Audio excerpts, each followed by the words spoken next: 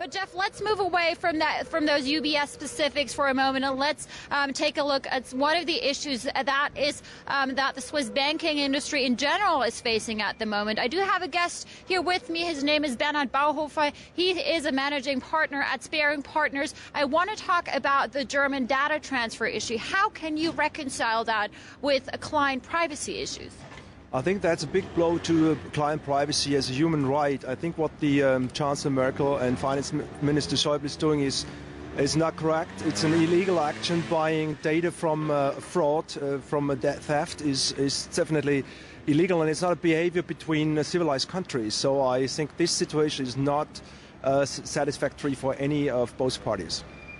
A lot of the Swiss people, politicians, but tax lawyers as well, they have said, well, of course we can't defend breaking Swiss laws or breaking German laws, but shouldn't the Germans first look at their own tax reforms, look at their own tax structures? What do you think?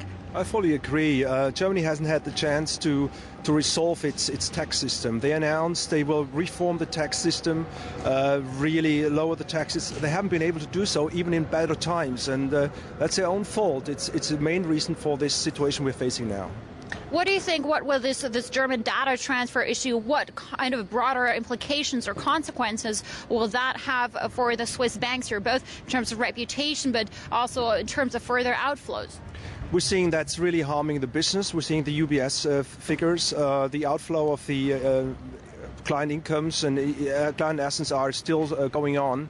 We don't see any light at the tunnel. I think it's a very bad implication and bad situation for the Swiss banking industry in general, and it should be in both interests of both parties to resolve the issue very, very fast. Who do you think should make the bigger concessions here? Is it the German government? Is it the Swiss government? Should the Swiss really go towards this automatic exchange of tax information here? Or what do you think? Where can they find an agreement here? My personal opinion is they shouldn't do that because it's really personal privacy. I know the German government wants a complete transparent citizen. This is not which complies with the Swiss mentality. They should protect as much as possible, but at the same time should be able and capable to cooperate with the German government in order to resolve the issue as soon as possible. Let's get back to the individual banks here. Which bank do you believe will come out best out of this crisis? Can UBS really turn the corner here? Can they really show that they have strength, that long-term strength here? Or is it really some of the private banks that won't be hit by regulations, such as Julius Baer? Well, first of all, I think the whole banking industry, the banking place, is affected by this reputation damage. But I think Credit Suisse is in a much better shape than UBS. They have put their house in order.